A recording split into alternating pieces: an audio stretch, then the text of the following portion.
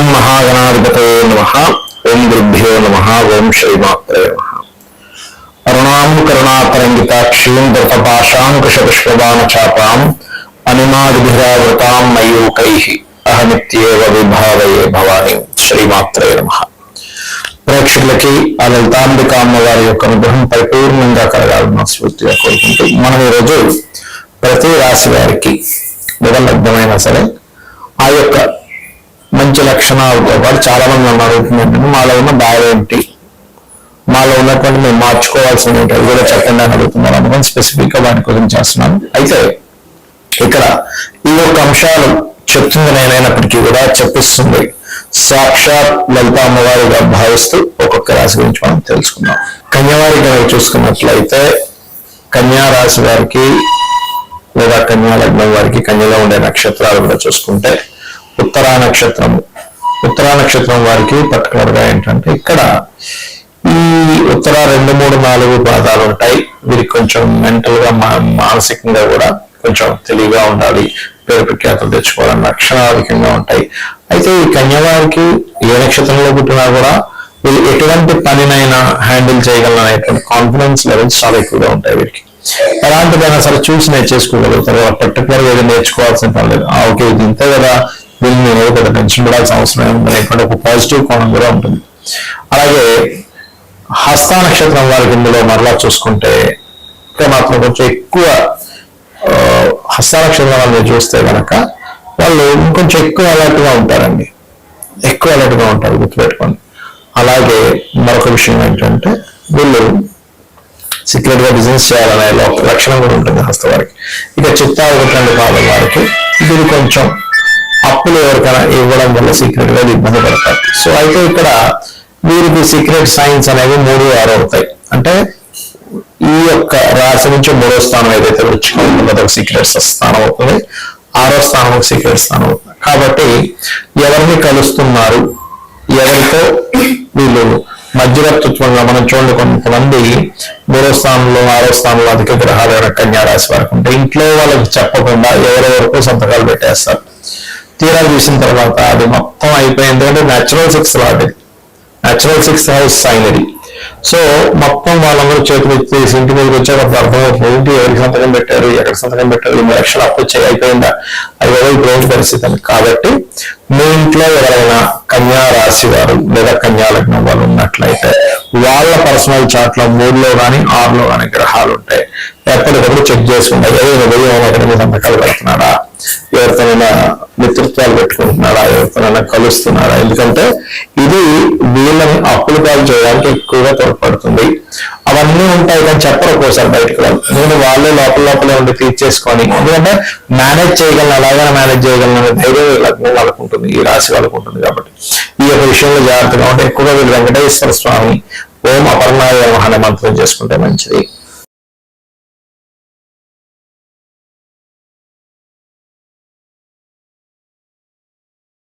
ప్రతి ఒక్కరికి కూడా ఒక చీకటి కోణం ఉంటుంది.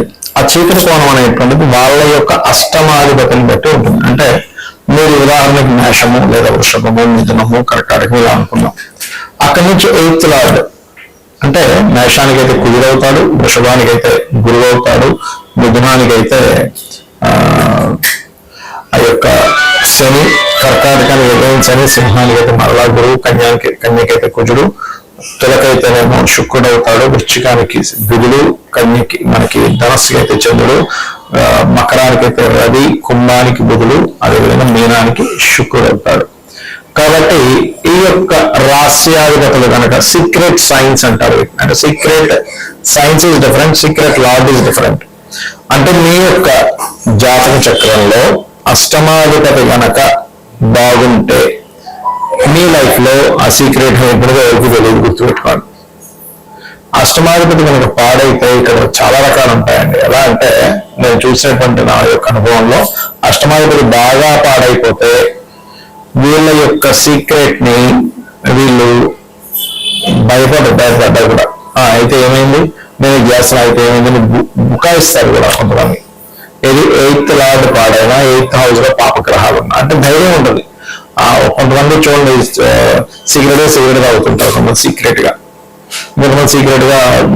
డ్రింకింగ్ హ్యాబిట్ ఉంటుంది, ఇంకొంతమంది సీక్రెట్ అఫైర్స్ పెట్టుకుంటారు, ఇంకొంతమంది సీక్రెట్ ఏదో సంథింగ్ చేస్తుంటారు. కానీ ఎప్పుడైతే పాపగ్రహాలు ఉన్నాయో వాళ్ళు ఆ సీక్రెట్ ని ఓపెన్ అయిపోయిందంటే ఇంకా వాళ్ళని పట్టుకోలేము. అందుకని మీ పిల్లలకి ఎవరికైనా ఇటువంటి అలవాట్లు ఏదైనా ఉంటే కనుక అష్టమంలో అధిక గ్రహాలు పాపగ్రహాలు ఉంటే వాళ్ళ సీక్రెట్ ని వాళ్ళ ముందు ఓపెన్ చేయకండి, తెలియనట్టుగానే ఉండండి. అప్పుడే వాళ్ళు కొంచెం ఉండగలుగుతారు ప్రశాంతంగా. అంటే ఓపెన్ చేసేసారా ఇంకా భయం లేకుండా మీ ఇంట్లోనే కూర్చొని మందు కొట్టడం, మీ ముందే సిగరెట్ తాగడం, మీ ముందే చాలా మంది చూడండి వైఫ్ అండ్ హస్బెండ్ విషయంలో కూడా అఫైర్స్ ఉంటుంటాయి కొంతమందికి.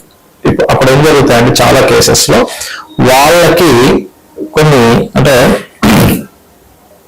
విషయాలు తెలియడం వల్ల వాళ్ళకి అడిగేస్తారు డైరెక్ట్గా, అవును అయితే ఏంటి ఇప్పుడు నువ్వు ఇలా చేస్తున్నావు, నువ్వు నీ ప్రవర్తన ఇలా ఇలా చేస్తున్నావు అంటారు. కాబట్టి అష్టమంలో కనుక పాపగ్రహాలు ఉంటే వాళ్ళని అనవసరంగా మీరు అది మానిపించవచ్చు, అడిగేస్తే వాళ్ళు ఆపేస్తారు అనుకుంటే అది తప్పే.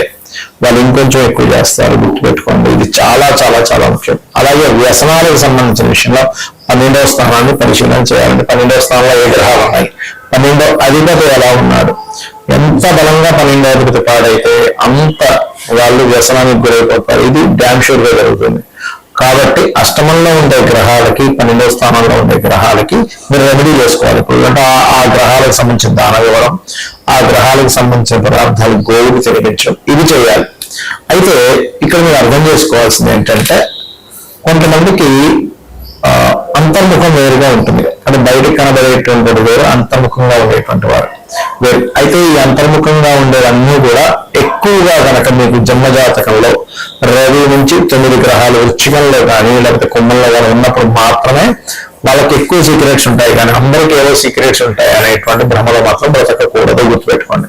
అంటే స్కార్పియో సైన్ లో వారికి గ్రహాలున్నా, కుంభరాశి వారికి గ్రహాలున్నా వాళ్ళకి సీక్రెట్ గా ఎక్కువ, అంటే వాళ్ళకి రకరకాల అఫైర్స్ అనుకోండి, లేనట్లయితే బయటకు ఒకలా మాట్లాడితే లోపల ఇంకో రకంగా ఉండడం కానివ్వండి.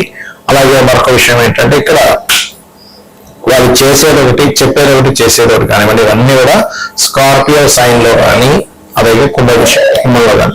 అయితే ఇక్కడ ఎంతసేపు వాళ్ళకి సీక్రెట్ గా ఉంచుకుంటారనేటువంటి ఒక ఎత్తు అయితే, కొన్ని సీక్రెట్ గా ఉండేటువంటి అంశాలు ఏవైతే ఉంటాయో ఆ యొక్క అంశాలు వాళ్ళకి అర్థమవుతాయి కూడా సీక్రెట్ సైన్ లో ఉన్నప్పుడు. అంటే ఏమిటి, కొంతమంది చూడండి పలా దగ్గర నీళ్లు పడతాయండి, అంతర్గతంగా ఉంటాయి, వాళ్ళకి చెప్పగానే అక్కడే వాటర్ పడతాయి. ఇంకొంతమంది పలా దగ్గర నిధులు ఉన్నాయని చెప్తూ ఉంటారు.